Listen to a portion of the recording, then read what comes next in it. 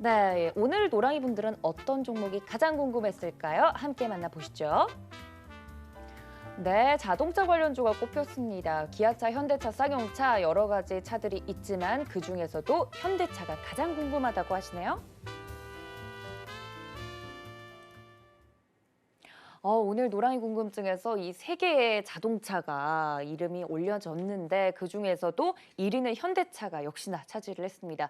현대로템으로 불리고 있는 우리 허로템으로 불리고 있는 해결사님께 딱 맞는 종목이 아닌가 싶긴 한데 현대차 지긋지긋할 만도 하지만 그만큼 좋다는 얘기죠. 네, 그렇습니다. 현대차 같은 경우에는 이제 개인 투자자분들께서도 뭐 고점에 물리신 분들도 있고 아니면 뭐 지금 저점 매수를 하신 분들도 있고 하신데요. 지금 먼저 해결해야 될 부분이 코나 EV 기준으로 이제 화재 건이 있었고요.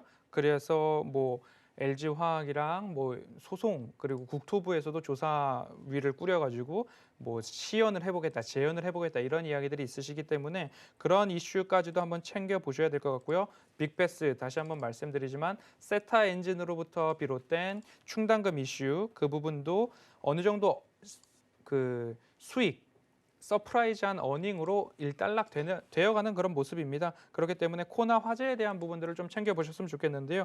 오늘 뉴스에서 그런 이야기가 있었습니다. 미국에서 코나 화재의 소프트웨어 결함 가능성 현대차에서 인정했다라는 이야기가 있었는데요. 그런 부분까지 한번 좀 챙겨보셨으면 좋겠는데 그 이유를 좀 살펴보자면 국내에서 처벌받는 또는 과징금 부과 액수와 미국 법상 처벌받거나 과징금 받는 액수가 너무나 큰 차이가 있기 때문에 미국 시장에서는 모든 가능성을 열어놓고 이야기를 나누고 있는 것 아닌가라는 이야기를 드리고 싶습니다.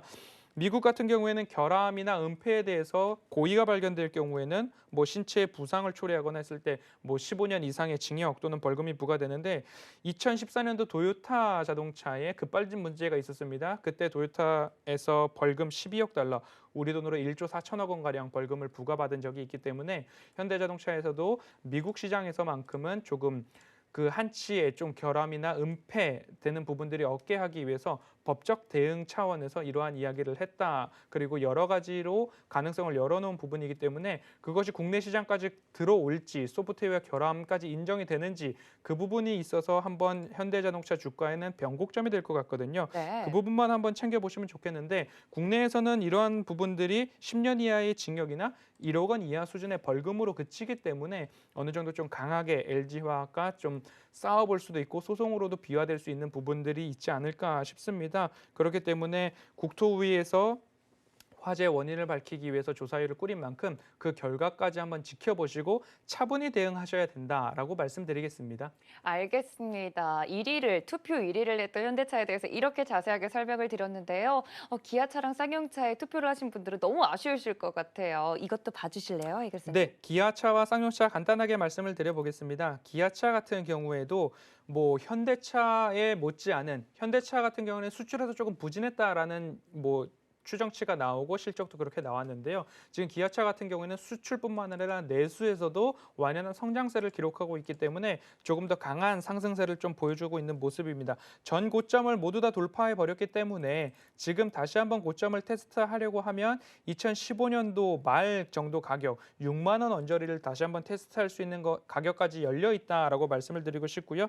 현대차 못지않은 강한 상승 기대감이 있지만 니로 EV, 니로 전기차에도 코나 EV와 같은 배터리가 장착되어 있다라는 점, 한 번의 변곡점이 나타날 수도 있다라는 부분은 조금 신규 접근하실 때에 유의하셔야 될 부분이고요. 쌍용차 같은 경우에는 지금 미안드라에서 추가적으로 경영권 매각 더 추가는 하지 않을 것이다.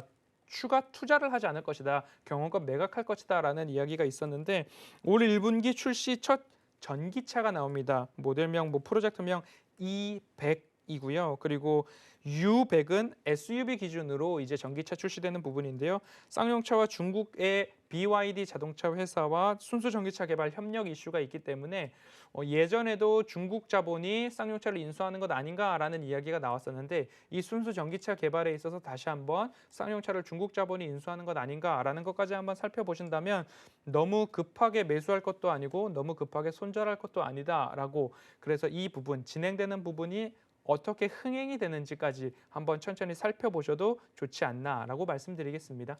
네, 1위를 못했던 종목들이긴 하지만 아쉬워서 기아차, 쌍용차까지 다 살펴드렸습니다. 정말 대단하지 않나요? 제가 옆에서 이렇게 누르면 그냥 AI처럼 줄줄줄줄 이야기를 해주시는데 갖고 계신 분들 정말 든든하실 것 같습니다. 이러한 이야기들 노란톡에서 더 들어보실 수 있는데요. 아까 배트맨 시간에서도 잠깐 이야기 나눴지만 뭐 이런 종목에 대한 레터도 직접 작성을 하고 계시고 이런 것들을 노란톡에서 다 공유해주고 계시다고 합니다. 서울경제 허반석 검색을 정확하게 하시고 정품 인증방에 들어오셔야 되고요. 또 하단에 나가고 있는 QR코드 카메라 어플로만 비추셔도 입장이 가능하다고 하니까 여러분들도 노랑이가 되실 수 있습니다. 지금 바로 들어오셔서 이런 명품 이야기들 들어보시길 바랍니다.